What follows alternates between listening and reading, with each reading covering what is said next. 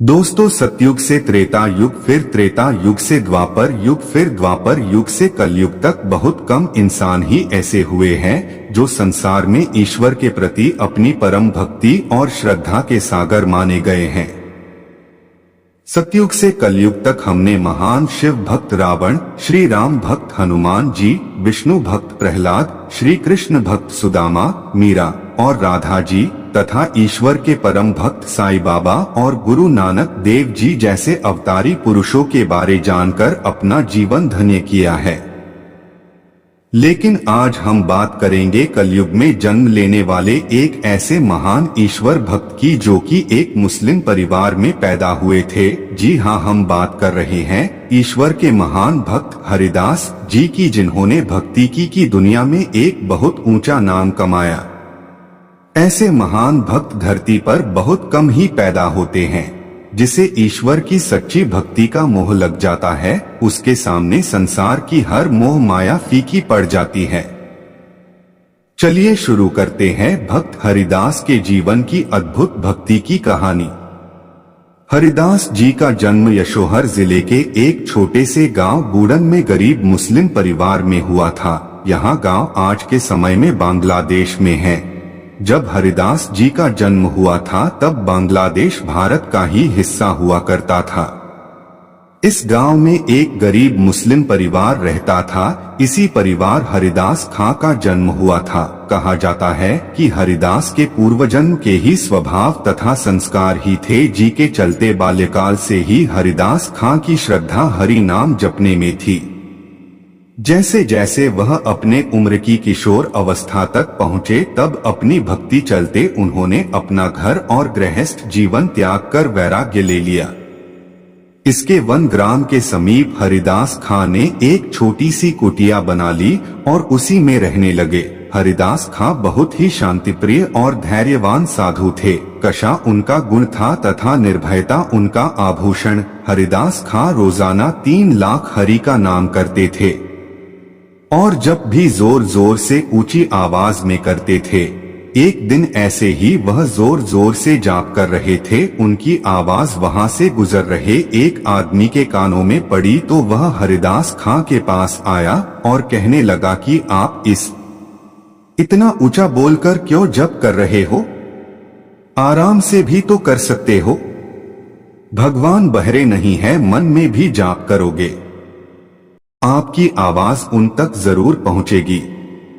यह सुन हरिदास खां मुस्कराए भरा और बोले, जी हाँ महानुभाव, आप कदाचित सत्य ही कह रहे हैं, किंतु मेरा इस ऊंची आवाज में जप करने मकसद भगवान को आवाज सुनाना नहीं है। वो व्यक्ति बोला, तो फिर क्यों इस प्रकार से हरि के नाम का गुणगान ऊंची आवाज में कर रहे हो? तब हरिदास खां बोले, हे महानुभाव, हरि नाम का जप और गुणगान बहुत ही अलौकिक पूर्ण प्रक्रिया है। हरि नाम को बोलने वाला या सुनने वाला कई प्रकार के दुखों से मुक्ति पा जाता है तथा ईश्वर की कृपा प्राप्त होती है, नरक से मुक्ति मिलती है।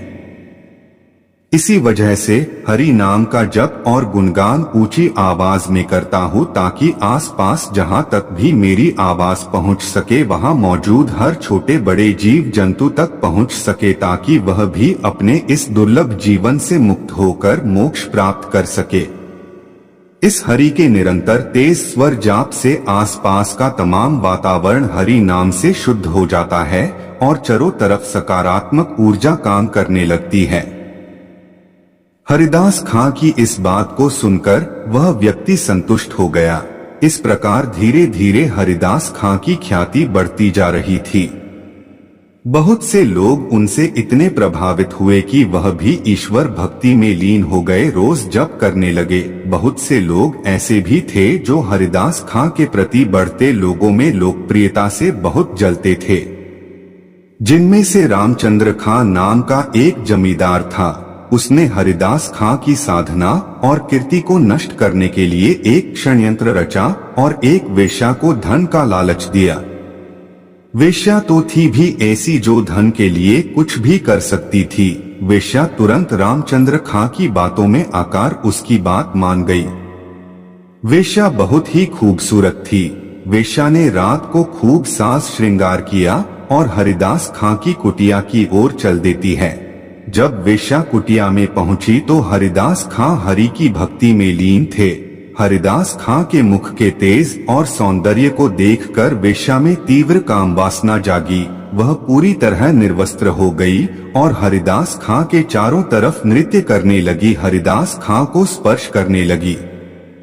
इस प्रकार रात्रि भर वेश्या निर्लज्ज होकर हरिदास की समाधि भंग करने का प्रयास करती रही, परंतु वह अपनी इस मंशा में सफल न हो सकी। सुबह होते ही वेश्या ने अपने वस्त्र पहने और जैसे ही चलने को तैयार हुई, तभी हरिदास खां ने बोला, देवी आप कौन हो और कब यहाँ हो? मैं क्षमा चाहता हूँ, आपसे हरि भक्ति के आनंद में लीन रहने की वजह से मैं आप पर ध्यान न दे सका और बातें नहीं कर पाया। कृपया बताएं आप यहाँ किस प्रयोजन से आई थी? उस समय वेश्या ने हरिदास खां की किसी भी बात का जवाब दिए बिना बस मुस्कुराकर चली गई। इस तरह वह वेश्या 3 दिनों तक अपनी इसी निर्लज्ज प्रक्रिया के द्वारा हरिदास खां के साधना को भंग करने का प्रयास करती रही, लेकिन वह अपनी इस मंशा में तनिक भी सफल न हो पाई। चौथे दिन वेश्या कुटिया में जाने की हिम्मत कर पाई और एक ही बात बार बार सोचकर वेश्या को अंदर से ग्लानि हो उठी कि जो मुझ तक परम सुंदरी का आभास तक नहीं करता तथा अपनी ही धुन में लीन रहता है, तो निश्चय ही इसे किसी अलौकिक आनंद की प्राप्ति हो रही है। अवश्य ही इसे कोई अन्य ऐसा आनंद प्राप्त हो रहा है जिसके समक्ष संसार का हर आनंद माया इसके सामने फीके लगते हैं। इसके बाद वेश्या ने हार मान ली और उस वेश्या को खुद से ही नफरत होने लगी। उसकी आंखों से अश्रुधारा बहने लगी। लगातार 3 दिनों तक वेश्या के कानों में हरि नाम का जप जाता रहा, जिसकी वजह से चौथे दिन वेश्या पूरी तरह से बदल चुकी थी। उसके मन मस्तिष्क में सिर्फ एक ही आवाज गूंज रही थी, वो थी हरि के नाम की। 3 दिनों तक लगातार वेश्या के कानों में हरिदास खां के द्वारा की जा रही हरि भक्ति नाम की अमृत धारा वेश्या के कानों से होते हुए उसके पूरे अंतःकरण में इस प्रकार बस चुकी थी कि वेश्या का पूरा अंतःकरण अब शुद्ध हो चुका था, वह हरिमय हो चुकी थी। वेश्या ने तुरंत अपनी वेशभूषा बदली और एक साध्वी की वेशभूषा धारण कर हरिदास खां समक्ष जा पहुंची और उनके चरणों में खुद को समर्पित कर दिया। हरिदास खां ने उस स्त्री को उठाया और हरि नाम तथा भक्ति की दीक्षा देकर उसे तापस्वनी बना दिया।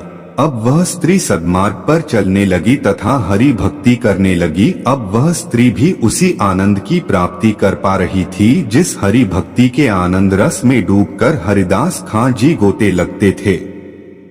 हरिदास खां अब वह कुटिया और स्थान उस स्त्री को सौंपकर स्वयं हरि नाम का प्रचार करने के लिए वहां से चले गए। इस प्रकार हरि नाम तथा भक्ति के परम अद्भुत प्रभाव के चलते एक वेश्या बहुत बड़ी साध्वी बन गई।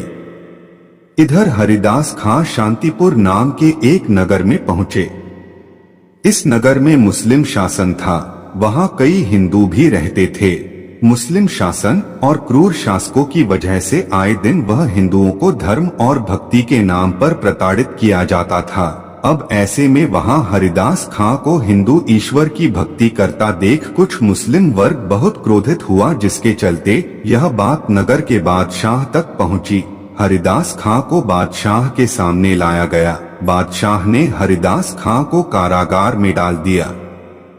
हरिदास खां के बहुत से हिंदू भक्तों को जब यह बात पता चली तो वह सब इसे बादशाह का अन्याय बोलते हुए बादशाह को बुरा भला कहने लगे। चारों तरफ बादशाह की बुराई होने लगी।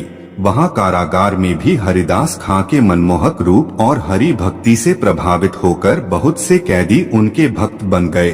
इस प्रकार स्थिति काबू से बाहर होते देखकर अधिकारियों ने हरिदास खां पर मुकदमा चलाया। हरिदास खां को काजी के सामने लाया गया।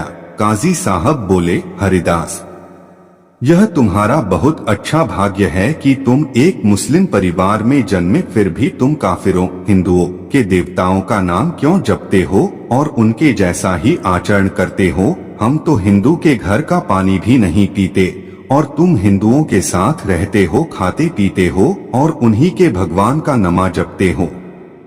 यह सब करना बंद कर दो वरना जहन्नुम की आग में जलोगे। इसलिए यदि खुदा के इस कहर से बचना चाहते हो तो यह अभी से छोड़ दो और कलमा पढ़ना शुरू कर दो, इबादत करना शुरू कर दो। हो सकता है खुदा तुम्हें माफ कर दे। यह सब सुन हरिदास खां बोलते हैं, हे काजी साहब, आप इतने ज्ञानी होकर इतनी छोटी बातें क्यों करते हैं? ऐसी बातें करके आपने अपने सीमित ज्ञान का परिचय दे दिया है। काजी साहब, कौन हिंदू और कौन मुस्लिम, कौन किसका खुदा है और कौन किसका भगवान है, इस किस्से को तो आप ही सुलझाए। हम तो बस एक ही ईश्वर को जानते हैं जो समस्त संसार को चलाता है और हर इंसान के दिलों में बसता है। हम तो बस उन्हीं के हैं। हरि बोल, हरि बोल, हरि बोल, हरे कृष्णा कृष्णा कृष्णा हरे हरे। यह सब बोल हरिदास खां फिर से अपनी भक्ति में लीन हो जाते हैं। हरिदास खां की इस हरकत को देखकर वहां उपस्थित काजी साहब सहित सभी मुस्लिम अधिकारी गुस्से से आग बबूला हो जाते हैं। काजी साहब गुस्से में चिल्लाते हुए बोले, इस काफिर को पूरे बाजार में घुमाओ और इसकी पीठ पर कोड़े बरसाओ, तब तक लगाओ जब तक यह अधमरा न हो जाए। मुस्लिम सैनिकों ने वैसा ही किया। हरिदास खां को बाजार में जाया गया। हरिदास खां ने हरि भक्ति की कृपा से अपनी प्राण शक्ति को केंद्र में स्थिर कर लिया, जिसके चलते चाबुक की मार से उनके मुंह से उफ तक न निकला। देखते ही देखते पूरा बाजार लोगों की भीड़ से भर गया। इस नजारे को देख बाजार में उपस्थित सभी ने अपने दांतों तले उंगली दबा ली। हरिदास खां को मार रहे सैनिक भी अब घबरा रहे थे कि इस इंसान ने उफ तक न किया और सहनशीलता की सारी हदें पार कर दी। इस तरह यह सिलसिला कुछ देर तक और चलता रहा। फिर मरने वाले सभी सैनिक थककर वहीं गिर गए। इधर हरिदास खां जमीन में एक जिंदा लाश बनकर पड़े हुए थे। सैनिकों ने हरिदास खां को मरा हुआ जानकर उन्हें नगर से बाहर नदी में ले जाकर फेंक दिया और वहां से चले गए। वो कहते हैं, न कि जाको राखे साया मार सके, न कोई बाल न बाका कर सके, चाहे पूरा जग वैरी होए। जिसकी डोरी स्वयं जगन्नाथ जी ने थाम रखी हो उसे कौन मार सकता है। केंद्र में स्थिर प्राण शक्ति स्वयं ही हरिदास के पूरे शरीर में समाहित हो उठी, जिसके चलते कुछ समय बाद हरिदास खां फिर से चैतन्य होकर जीवित नदी से बाहर निकल आए और फिर से हरि नाम का जाप करते करते वहां से चले गए। तो दोस्तों, यह थी कलयुग में जन्मे ईश्वर के महान भक्त हरिदास खां की सच्ची कहानी। यह धार्मिक कथा हिंदी आपको कैसी लगी जरूर बताना। इस धार्मिक कथा हिंदी से हमने क्या सीखा? इस धार्मिक कथा हिंदी से हमें यह सीख मिलती है कि जीवन में हमेशा ईश्वर की भक्ति करें, उनका नाम जपे, चाहे आप किसी भी धर्म से हो। अपने धर्म और ईश्वर के प्रति पूरी श्रद्धा और विश्वास रखें। इस धार्मिक कथा हिंदी से हमने सीखा कि कभी भी किसी के धर्म को गलत न कहे, किसी भी दूसरे धर्म प्रति गलत बातें न बोले। धर्म के प्रति गलत बातें बोलने वाले और झूठी अफवाह फैलाने वाले लोगों से हमेशा दूरी बनाकर रखे, क्योंकि ऐसे घटिया और गंदे विचारधारा के लोगों का मकसद धर्म को लेकर लोगों में आपसी बैर और कड़वाहट पैदा करना है। अगर आपको ये कहानी अच्छी लगी हो तो चैनल को सब्सक्राइब कर देना, ताकि आगे भी ऐसी कहानी आपको सुना सके। जय श्री कृष्णा, जय श्री राम।